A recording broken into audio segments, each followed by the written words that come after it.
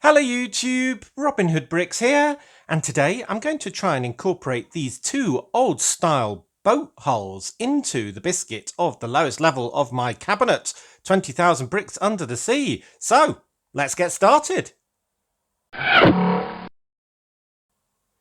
Now, when I work on the bigger projects of all, like my cabinet, 20,000 bricks under the sea, I like to get the bigger constituent parts in place first and sorted before I worry about all the sort of little details and plant life and rocks and so on that link all of those bigger scenes together.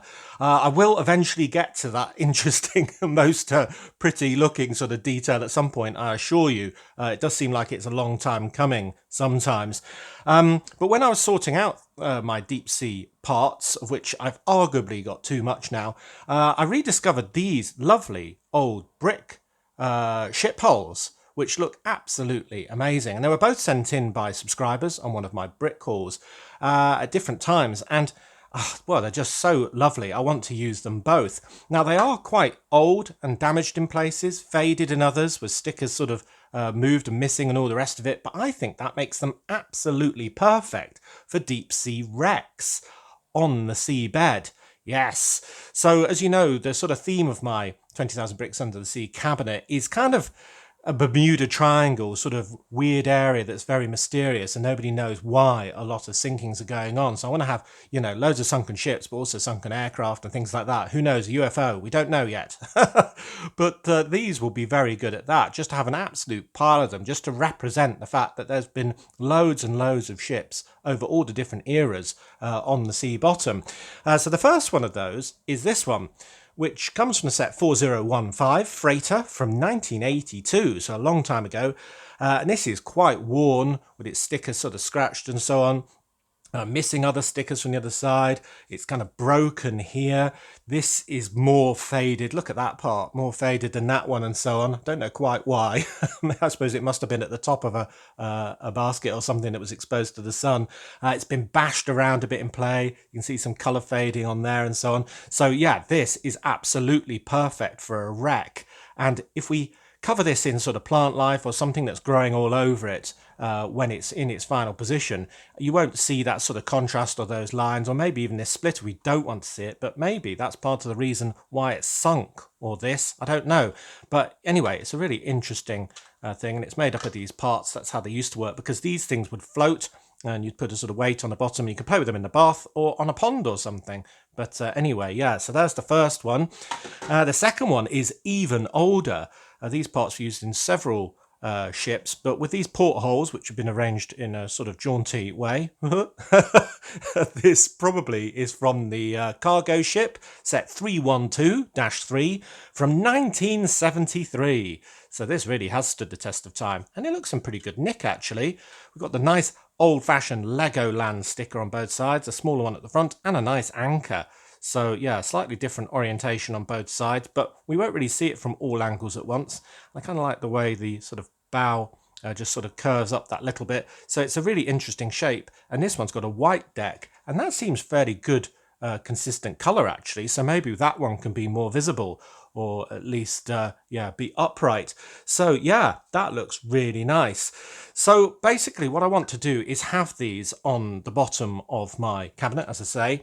If I just move Robin out of the way onto my little scene, I could just go, right, there's one, and there's the other on the bottom biscuit there. But that's, well, pretty, well, unexciting. But also, it doesn't suggest these things sunk a long, long time ago. And in fact, it's a bit too gentle at settling on the seabed. So I want to kind of have them submerged. And the wonderful thing about my biscuit is that it's quite deep, of course. So I could have this resting on the absolute bottom of the cabinet and have the biscuit kind of built around it to make it look like it's sunken into the sand over the ages. And that will make it look even more old. And you know, maybe we'll just have some of the stickers just peeking out above that level. So that is what I'm going to do. Now, it's a bit of a difficult kind of profile to get around, in that we've got this very curved stern and this very sort of pointy bow. But there are some parts that will help. And this is one of them. Obviously, we know about all the sort of normal sort of wedge plates, which have got an absolute bag of all the different shapes that I should be able to sort of get a good contour with around the front. But around the back, I really need this part. And it isn't perfect, but it's near as. It's pretty good, isn't it? A very small gap that we'll be able to sort of disguise using plants and so on.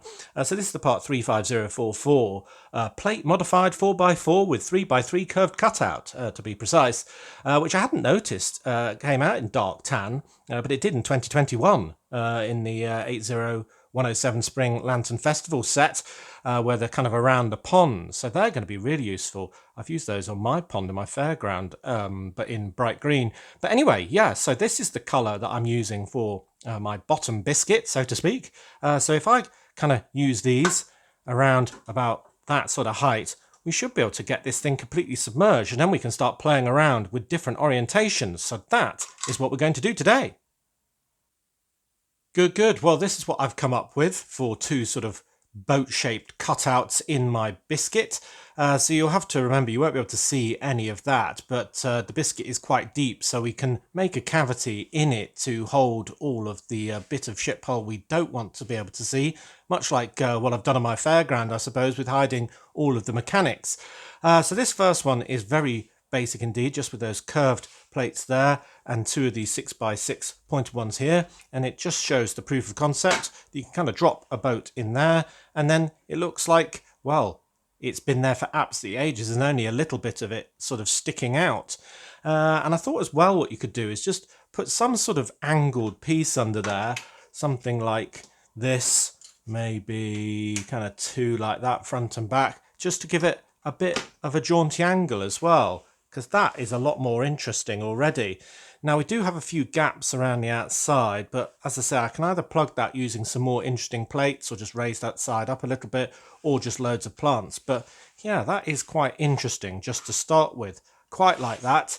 Now this one's a little longer for the red one, and basically I've put a bit more effort into crossing over those 6x6 wedge plates and even using some other ones just so we get a better kind of connection with the side of our hull there. So this one can kind of just drop in there as well.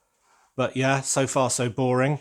We want to make that one more interesting as well. Well, why would they settle very gently like that? I mean, yeah, of course, I could have them sort of snapped using some of the parts like that, like it was the sort of Titanic, but we're going to be doing that on the level above using the Silent Mary.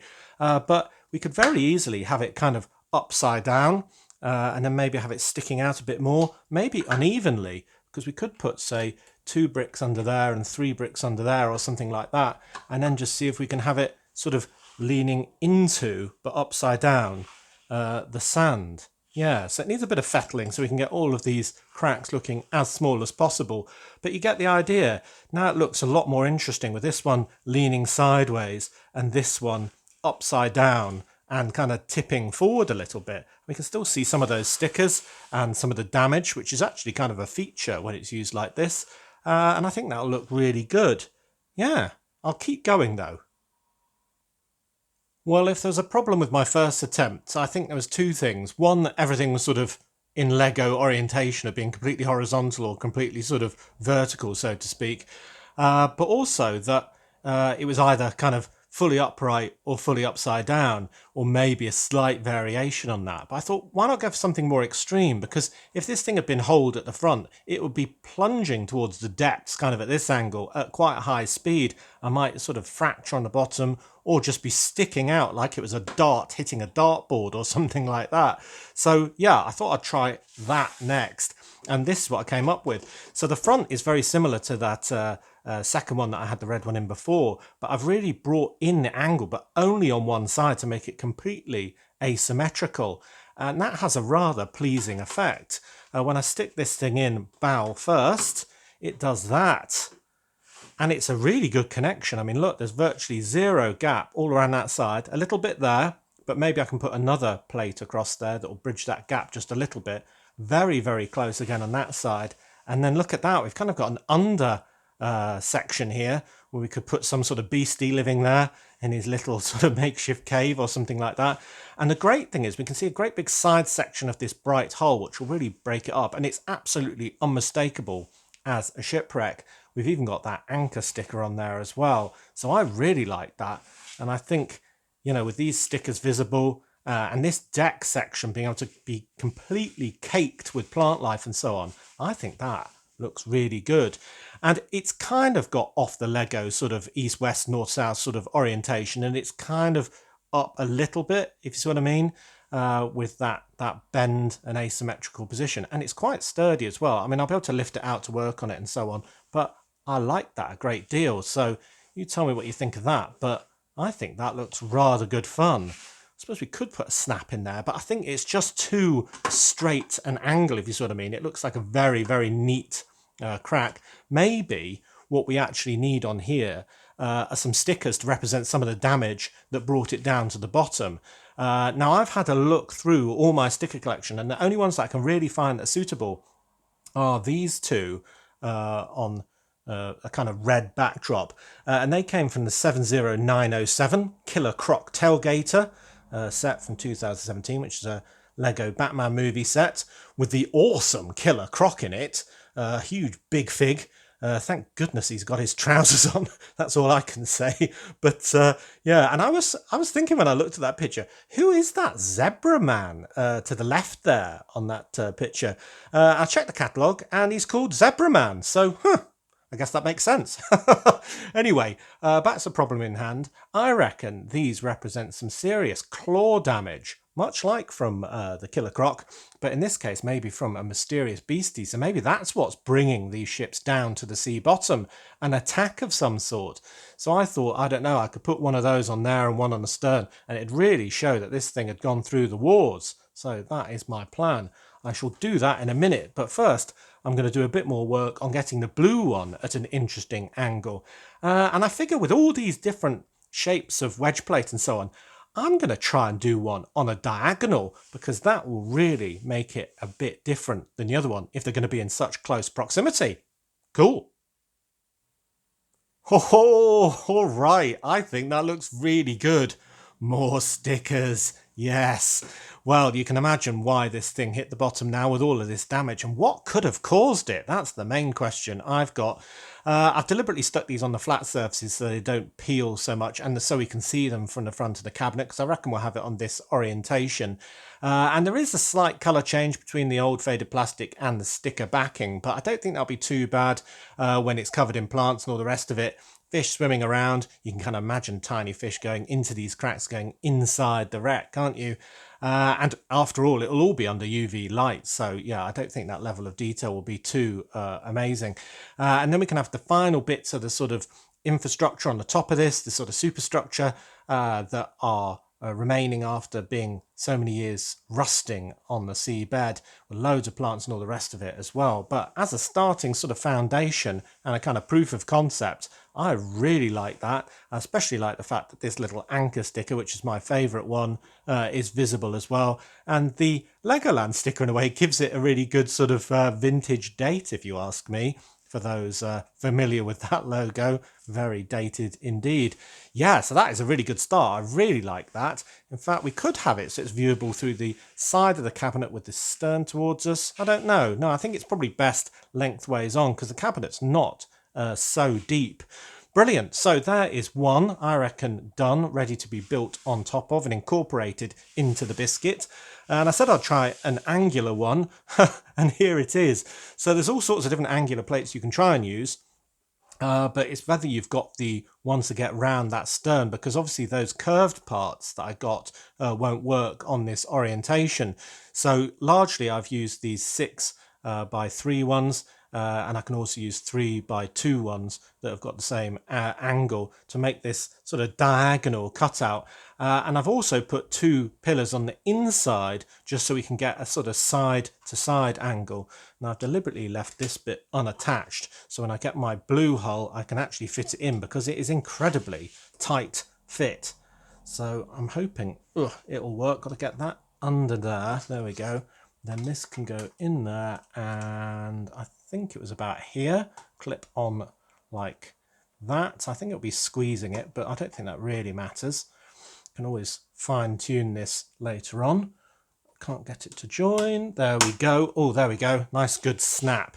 So there it is, in at a diagonal angle now. And we can see that bit of wreckage there. And my favourite sticker on this one, which is only actually on one side, is there. So that's very prominent. And we've got the nice plimsoll line type markings there. The old 4015 number, giving that a bit of age, visible as well. So I've started adding a few more plates around this just to break up that very straight edge. And I'd do that a lot more when it was in the biscuit. This would be completely level with loads of undulating things on top of that and then plants. And obviously we've got the anti-studs on the underside of here where those great big weights would be attached to the hull when it was floating in your bathtub to attach loads of things to as well. So yeah, I think that one looks really good. So if we've got that one kind of lengthways in the cabinet, left to right, then maybe this one needs to be pointing forwards, maybe like that as an angle. And wow, you can just picture that if you squint and can think about the biscuit continuing on. I think that looks like a real ship graveyard. So I absolutely love that. Now, we've added the stickers to this one, so it looks like it's got a backstory. But this one I think we need to add some detail to as well, because a real boat doesn't have a completely flat underside, otherwise it'd roll around. It needs a keel and probably a propeller as well. So that is what I'm going to do next. Okay, well, onto the underside of the blue ship. And at the very back, I think we need the rudder. I'm just going to add one of these 1x1s with the hole in it in gold, because I reckon that represents brass, and that might have rotted a little less under the sea. And now I can add this bar piece in with the 2x2 flag. So that's what would have steered the ship when it was running. So next we need a propeller. And for that I've got another brass piece, or gold. Now this one actually only came on the Titanic set, 10294, which is ridiculously large. Well, Titanic, I suppose. And it had 3 of these on the back with a pinhole. There's been other ones with the cross one. But yeah, I got this on Lego Bricks and Pieces thinking I'll just have it strewn on the sea bottom. But it'll be very useful here. So that's good. So I just need the back of the keel to be holding that, and then to come to kind of a curved slope at the front. And for that curved slope, I'm going to use a few of these, which I happen to have in my bits bag. So yeah, it's always best to use the pieces that you've got rather than anything difficult to get or brand new. So that can be there. And then for the section in the middle, I've made it out of as many different complicated parts as I can, and kind of both sides with a couple of headlight bricks and these modified plates with the clip on, just so I can have loads of sea life milling around as well. So I'm going to push that one down as hard as I can. And have I left room to get my propeller on? No, I'm going to have to get rid of my rudder temporarily, but that can go on there. Oh yeah, I like the look of that. And then we can put that on at an angle, and that looks really nice. So yeah, a little bit bitty on the underside there, but I'm going to cover this in plants, like I say, and having some different ones connected via an anti-stud will make it quite interesting as well. But given we're on the bottom level, I thought I'd have a trans-neon yellow starfish on the backside there, and on the front I would have a little shoal of fish. I'm going to use these sort of spring green ones because, well, I was going to use glow-in-the-dark ones, but Lego still haven't sent me them. Grr, pesky Lego. Yeah, I made that order absolutely ages ago and it isn't here yet. So there's a few there. And just for a bit of variety, because they're all basically swimming in the same direction, I thought I'd put one mounted with one of these action pieces stuck in his mouth that hopefully you won't be able to see. UV light might not help with that, actually. And let's see, can I get that into there? There we go. Sort of angle that up. So he's sort of got his nose into the shoal, and yeah, you can see that looks really dynamic already. And then just for even more variation, I was thinking that they'd probably be feeding around here, pecking sort of bits off the surface. So I thought I could even just wedge one in, something like that, like he's in a crevice, sort of either going for a hidey hole or eating a tasty morsel. So yeah, I thought that'd be a really good view as well. So yeah, I'm going to put that back into here. Let's hope I don't smash it. It's not the most strong at the moment, but it will be a lot stronger when it's incorporated into the biscuit. And I've taken the front off this time. Let's see if this is any easier to put back together. Oh, it was actually. There we go. So there is our scene. Oh yes, that looks really good.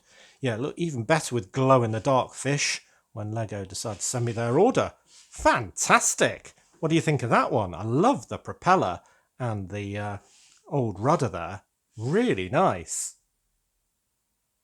Well, these two are going to be absolutely great on the bottom of my cabinet, adding all that sort of perilous detail that this is not a very safe environment to be in, with the sea life all over the hull of the upside down blue one that's clearly very badly damaged, and then the torn to shreds red one, nose down, sticking out, probably with a crab colony living underneath it. I love it. You can just imagine how this is going to look when it's all built into the biscuit and this is all contoured and there's divers and diving bells being attacked and goodness knows what else. And maybe even more wrecks. Yeah, that would be really, really good. So I love all of that. And I'm actually refilming this little bit from when I did it first of all, just because when I was doing the edit, there was a knock at the door and you'll never guess what arrived. But, dun, dun, dun, yes, my Lego bricks and pieces order that I needed. And the most important constituent part was, the glow-in-the-dark fish. 100 pieces. Oh, yes. So if I get my glow-in-the-dark, or rather UV torch, you can see that they're all starting to fluoresce, even under my bright filming lights. So they are the ones that I wanted to use on the deep sea bottom floor of my biscuit. So I'm going to replace them with those. But I guess now I've opened this thing, I may as well do a mini brick haul, because this was just to get some of the some of the vital sort of under the sea parts that were in the latest, well, not quite the latest, but the 2003 release sequence. So just like a typical Jaws type shark, this one seems to have eaten all sorts of stuff, but this is the lovely big shark in the light grey with the great white shark colouring. Oh yes, very nice. So I'll have to incorporate him, or maybe because we've already got quite a few of these big sharks of the older variety in our deep sea cabinet, maybe this one could be something that a fisherman had brought in the city actually. I quite like it with its mouth open like that, like it's been caught. If we have it sort of hanging from its tail on the quayside, it'll be like somebody's brought that in on a rod maybe, I don't know, or a deep sea boat. But yeah, he's got a really good expression, hasn't he? Absolutely love him. Now, this is the one from the set with the circling smaller sharks that Lego blatantly copied from me, I reckon. But anyway, yeah, that's a very nice piece. What did the shark eat? Well, he ate, a polar bear cub. So that is from one of those Arctic sets. I got a couple of those so I could use them in my Arctic scene. Let's tip this out. Yeah, so there's the second one of those. That would be for an Arctic scene. And for an Arctic or Antarctic scene, I got two of the seal pups. Very cute indeed. I think they're even more cute actually. So I have those, not on the sea bottom, but oh no, I've got three of those. Oh, and three of those. Golly, I must have been feeling a bit flush at the time, but there we go. And I've already got one of the bigger seals, and somebody sent one in, so I've actually got two of those as well. But this was another part that evaded me. Every time I did a bricks and pieces order, they just weren't available. It's the big sea turtle in this lovely bright green, and I kind of think of that as being a leatherback. I know they've got the sort of more leathery shell, the leatherback, hence the name, but I really like those creatures. They're just so beautiful. And yeah, I'm going to pretend that these are those, even though they do look like more like hard shells.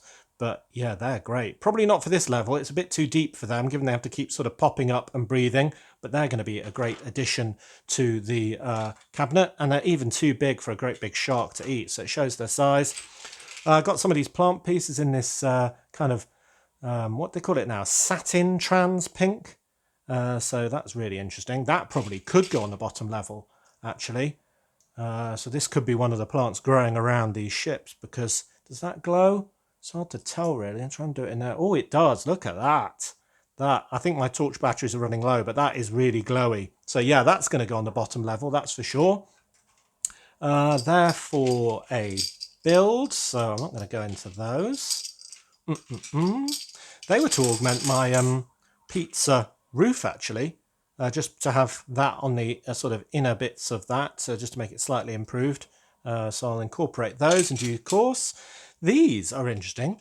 They're kind of 4x8 plates but inverted, so you know the tile bits sort of on the bottom. Ooh, super secret police. And I thought these could be basically advertising boards or something like that, because I've been given absolutely loads of stickers to make adverts with. And if I put them on there or put several on them sort of horizontally or something like that, then I'll be able to display them just sort of mounted to any blank wall in my city. So that was the thinking behind them. I also thought you could actually put a picture in here and then put sort of a brown frame around it and make it into a work of art or something. If you had a sort of 2x5, a 1x2x5 brick with a long sticker on, because that's exactly the same as a 2x6 tile shaped sticker, then you could display that very easily. It wouldn't have any studs on the back, so maybe you'd have people carrying it around or something like that. Anyway, that's what those were for, kind of experimentation. Some interesting hair in white and different hair in white, sort of receding. What else have we got? A couple of red bits for some games, I think. Oh, the bunch of bananas. Yes, this is from the Donkey Kong set. God, it's bigger than I thought, and it's actually got anti-studs. You can actually put it down. Huh. So I don't know where I'm using that. Could be a 3D sign for the banana company, which I've got a few stickers for, and that tuk-tuk. Maybe that will be a 3D sign for them. That looks good. This must be printed, presumably. Oh, yeah. It's got a sort of dragonfly on from the Jurassic era. So that's good. That can go in some sort of paleontologist's office or something like that. Green hair, or lime green anyway. Just something I didn't have. A balloon dog in trans green. This I think I needed for a Ninjago character that I bought all the other parts for. It's just a sort of body armor. We've got another hairpiece. It might even be a friend's one, that. But interesting colour. Sort of bun on the top, like that. And what's this? Oh, a lime. That can go on the bar in my Flying Knotsman train, I think, because I was using some lime pieces just made out of just quarter tiles, basically, without any printing on, so that'd be even better. So yeah, we've got a mini brick haul into this video as well. But yeah, ignore all of that for now. I'm going to swap over these glow-in-the-dark fish, and then we'll have a final look. Yay, at last. My first glow-in-the-dark fish. Oh, they're going to be great on the bottom level. Well, unfortunately, that little action piece does seem to glow a little bit, but at least it's glowing kind of blue, so it should blend in with the background. And quite frankly, there'll be so much glowing stuff around in this scene when it's done. I don't think that'll matter at all. Yeah, so the plants glow, the fish glow, the little starfish glows, so everything's going to be great around that old piece that, well, will just get faded a little bit more under UV light, but I'm not going to have it on too long, and, well, it's pretty old and faded already. So, yeah, I like that a great deal. Brilliant. Well, when I started this project, I was kind of fiddling around with all of these dark tan wedge plates. I didn't think it would look this good when it was finished. And it's quite simple. And it's not even finished, actually, is it? Because we're going to be adding loads more plant life all over it. But as long as these scrapes are visible and that angle of that red section is very prominent in the cabinet, and then all of this is visible as well, probably with a shed load more of these glow-in-the-dark fish all over the place as well, then I think it will be a really good scene. And then we can have something action-y kind of happening in the foreground. But yeah, that looks really good. So I should be able to start building that bottom biscuit in its entirety now. So the pyramid will basically be over here, and this will be a section to the left, and then we'll have some sort of diver type scene, maybe with a diving bell on the bottom on its side or something. That's what I'm currently thinking over here. So yeah, that is really nice. And it's a great way of using what would have been kind of some unloved bricks, basically, in these two whole pieces. I mean, I know they were sent with great love, but it was very hard to use them in a sort of floating active way. But like this, they are absolutely perfect. So if there's any way you think I can improve them, do let me know in the comments section. Obviously, I'll be filling in the gaps. Obviously, I'll be adding loads more plants. Yeah, I'm really happy with that. What do you think? Well, I think that came out perfectly. I can't stop smiling at these. I really like sort of turning them at different angles and really admiring them. But yeah, very happy indeed. So as always, thank you very much for watching. It is appreciated. Do remember to like, comment and subscribe for more awesome LEGO videos. And if you value this channel, there are many ways in which you can support it. Do check out the links in the description below. And next time on Robin Hood Bricks, I think I've got quite a few things coming up for the deep sea cabinet. I've also got the double botanical gardens thing to do. I think I've got all the parts of that now, so I'm not sure how interesting that will be combining two sets back to back, but nonetheless, let me know what you'd prefer in the comment section. And if you want to send something to the channel, you can to the usual address. But until all those videos and next time we meet, see you! Yeah, this build combines my favourite things. Stickers, glow-in-the-dark pieces, and old bricks.